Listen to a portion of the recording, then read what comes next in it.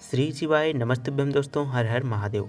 अभी के समय में लोगों के मन में दिवाली के त्यौहार को लेकर के बहुत बड़ी भ्रांति फैली हुई है कि इस बार दिवाली का त्यौहार 31 अक्टूबर को है या फिर 1 नवंबर को। मतलब इस बार दिवाली का त्यौहार कौन से दिन पड़ रहा है।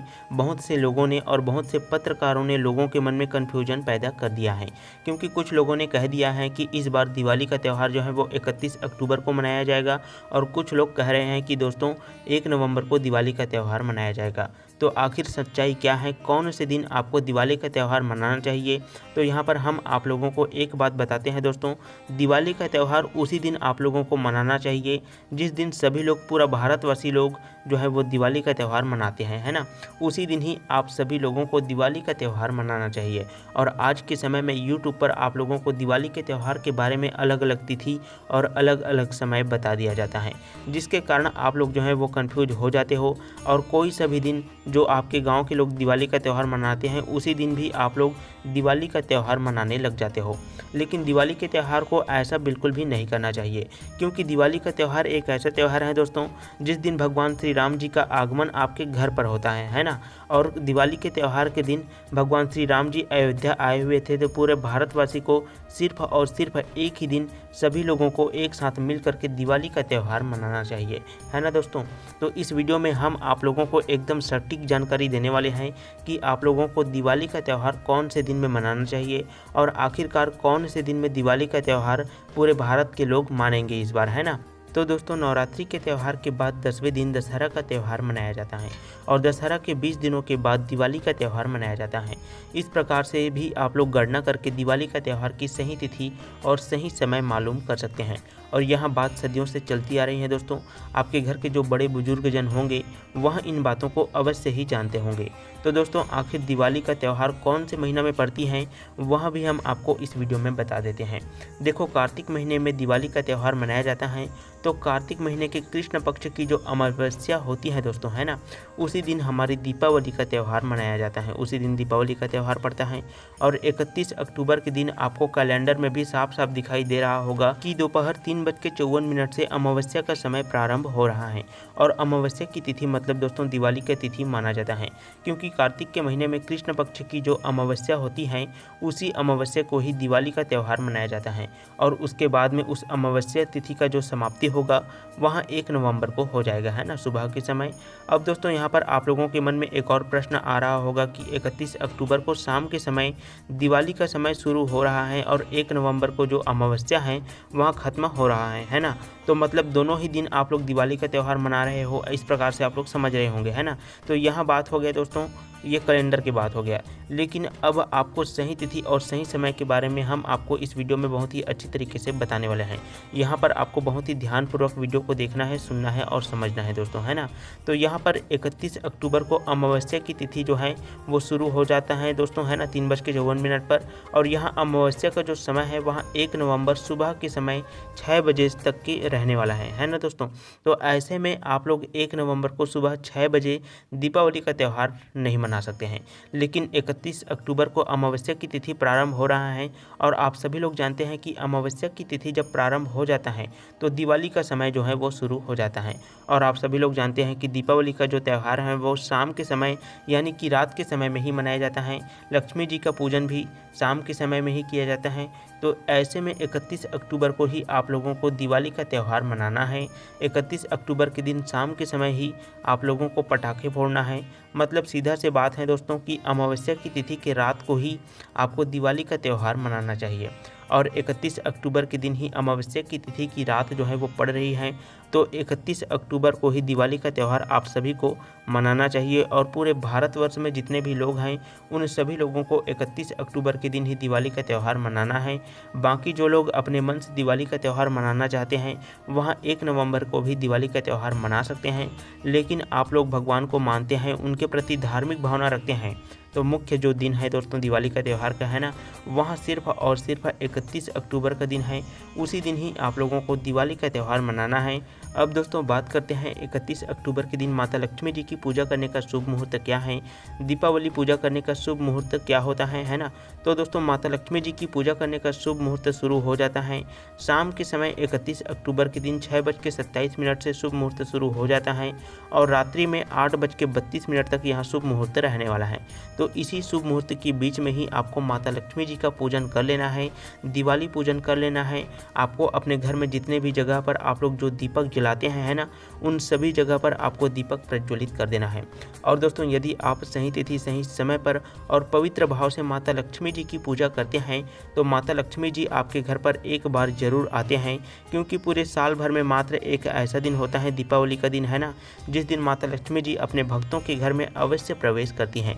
बस उसका जो भक्त है वह मांसाहार ना हो, सच्चे भाव से माता लक्ष्मी जी को मानने वाला हो और उसके घर में धार्मिकता से भरे लोग रहते हैं, तो ऐसे घर में माता लक्ष्मी जी अवश्य प्रवेश करती हैं और उसके घर में कभी भी किसी भी प्रकार की धन धान्य की कभी भी कोई कमी नहीं होती है। ऐसे लोगों के घर में धन से संबंधित जो भी कामना होती हैं, बस उनके इच्छा मात्र से ही उनके घर में वहाँ सभी चीज़ें आने लग जाती हैं दोस्तों, है ना। लेकिन दिवाली का त्यौहार आने से पहले आप लोगों को कुछ मुख्य बातें का भी ध्यान रखना होता है। आपको अपने घर का हर एक कोना साफ सफाई करना होता है दोस्तों, क्योंकि माता लक्ष्मी जी उसी के घर में प्रवेश करती हैं जिसके घर में साफ सफाई और पवित्रता जितना ज़्यादा हो सके अधिक होना चाहिए। मन में पवित्र भावना होनी चाहिए, लोगों के मन में किसी भी प्रकार के प्रति है ना, किसी भी व्यक्ति के प्रति ईर्ष्या द्वेष की भावना नहीं होनी चाहिए। और जब भी आप माता लक्ष्मी जी की पूजा करते हैं तो आपको अपने मन में यह भाव रखना है कि हमारे घर में किसी न किसी रूप में माता लक्ष्मी जी का आगमन आज अवश्य ही होने वाला है। इस भाव से ही आपको अपने घर को सजाना है, अपने घर के हर एक कोना को सफाई करना है और घर के सभी लोग एक साथ मिलकर प्रसन्नचित्त होकर ही माता लक्ष्मी जी की पूजा करें। ऐसा नहीं कि घर परिवार के लोग आपस में जो हैं वह किसी बात को लेकर के थोड़ा से क्रोधित हो, तो ऐसे में माता लक्ष्मी जी की पूजा जो है वो अधूरा माना जाएगा दोस्तों, है ना। ऐसा बिल्कुल भी आप लोगों को नहीं करना है। जितना हो सके प्रसन्नचित्त होकर रहना। यदि किसी बात को लेकर के आप लोग परेशान हैं, है ना, उसी दिन माता लक्ष्मी जी की पूजा होती है, उसी दिन आप लोग किसी बात को लेकर के परेशान हैं तो आप माता लक्ष्मी जी से क्षमा याचना कर सकते हैं कि माता हम इस बात से थोड़ा से परेशान हैं, यदि हमारी पूजा में कोई कमी है तो कृपया हमें अपने भक्त समझ करके हमें क्षमा कीजिएगा। इस प्रकार से आप लोगों को माता लक्ष्मी जी से क्षमा याचना कर लेना है और उसके बाद में आप लोग प्रसन्नचित्त होकर या अप्रसन्न है तब भी आप लोग माता लक्ष्मी जी की पूजा कर सकते हैं। और दोस्तों आप सभी लोगों को कोशिश करना है कि दिवाली के त्यौहार के दिन जितना हो सके आप लोग मिट्टी के दीपक का ही उपयोग करें, क्योंकि भगवान श्री राम जी का जब आगमन अयोध्या में हुआ था दोस्तों, है ना, तो अयोध्या में जितने भी लोग थे वहाँ सभी के सभी लोग मिट्टी के दीपक को जला करके ही भगवान श्री राम जी का स्वागत किए थे। तो दोस्तों आप सभी लोगों को जितना हो सके मिट्टी के दीपक का जला करके ही भगवान श्री राम जी का स्वागत करना है। यदि आप लोग कुछ चमकदार जो लाइट्स होती हैं उनको ख़रीदना चाहते हैं तो आप लोग वहाँ भी ख़रीद सकते हैं और उसे भी जला सकते हैं, उसमें कोई दिक्कत वाली बात नहीं है दोस्तों। लेकिन भगवान राम जी का स्वागत आप लोगों को मिट्टी के दीपक से ही करना है, क्योंकि दिवाली के त्यौहार के दिन विशेष रूप से दीपक की रोशनी का ही जो है वो महत्व होता है दोस्तों। अब दोस्तों यहाँ पर दिवाली के त्यौहार आने से पहले बहुत से लोगों के मन में कुछ ना कुछ प्रश्न होता है ना, और बहुत से ज़रूरत की चीज़ लोग जो है वो खरीदते हैं, है ना। अब दोस्तों यहाँ पर दिवाली का त्यौहार आने से पहले बहुत से लोग दिवाली के समय में कुछ ना कुछ अवश्य खरीदते रहते हैं, है ना।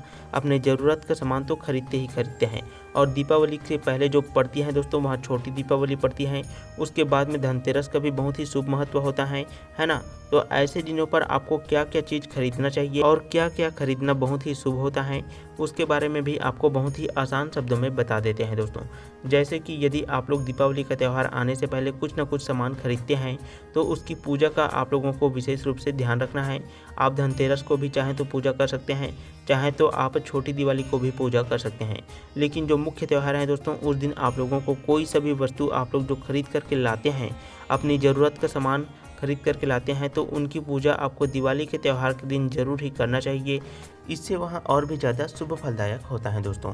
और दिवाली के त्यौहार के दिन आपको अपने घर के हर एक वस्तु को दीपक की जो आरती होती है उनको ज़रूर ही दिखाना चाहिए। एक प्रकार से उन सभी वस्तुओं की पूजा आपको ज़रूर ही करनी चाहिए, क्योंकि आप लोग पूरे साल भर अपने घर में रहते हैं और आप लोग अपने घर में तरह तरह की वस्तुओं का इस्तेमाल करते हैं। तो उन सभी की पूजा दिवाली के त्यौहार के दिन करते हैं तो पूरे साल भर वह आपको आपके काम में आपको सफलता दिलाता ही रहता है। आपके काम अच्छे से होने लगता है। मतलब दोस्तों, आपके घर में जिन कामों से, जिन वस्तुओं से पैसा आता है, उनका पूजा तो आपको विशेष रूप से करना ही करना है। उन पर चंदन का टीका भी आप लोग लगा सकते हो। तो इस प्रकार से आपका जो भी श्रद्धा भाव है, आप अच्छे से उन वस्तुओं का पूजा कर सकते हैं।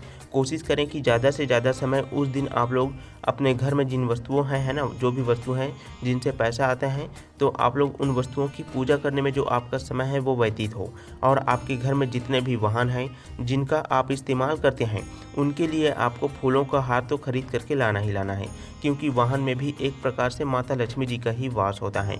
तो उनका भी पूजन आपको बहुत ही श्रद्धा भाव से करना है। और यदि आप दिवाली के त्यौहार में कुछ भी चीज़ खरीदना चाहें तो खरीद सकते हैं, क्योंकि दिवाली के त्यौहार में जो भी चीज़ आप खरीदते हैं वह आपके लिए बहुत ही शुभ फलदायक होता है। लेकिन कोशिश करें कि आप अपने बहुत ही ज़्यादा जो ज़रूरत का सामान होता है दोस्तों, है ना, वही सामान ही आपको दिवाली के त्यौहार में खरीद करके लाना है।